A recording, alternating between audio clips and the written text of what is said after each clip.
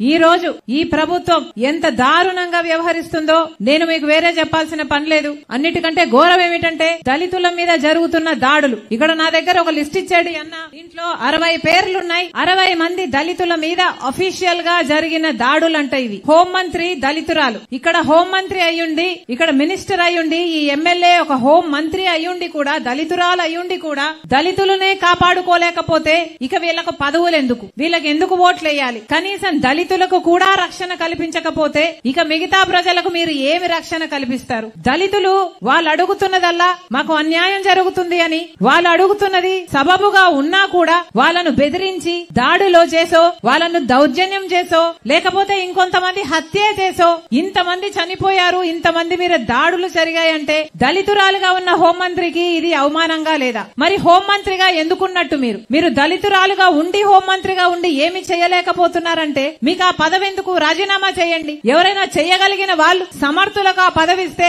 హోంమంత్రి, అది కూడా రక్షణ కల్పించాల్సిన హోంశాఖ, దళితురాలయ్యుండి దళితుల మీద జరుగుతున్న దాడులనే మీరు ఆపలేకపోతే ఇక మీ కంపిటెన్స్ ఏమిటి? మీరు ఎందుకున్నట్టు ఆ పదవిలో? రాజీనామా చేయొచ్చు కదా. చేయాలని డిమాండ్ చేస్తుంది కాంగ్రెస్ పార్టీ.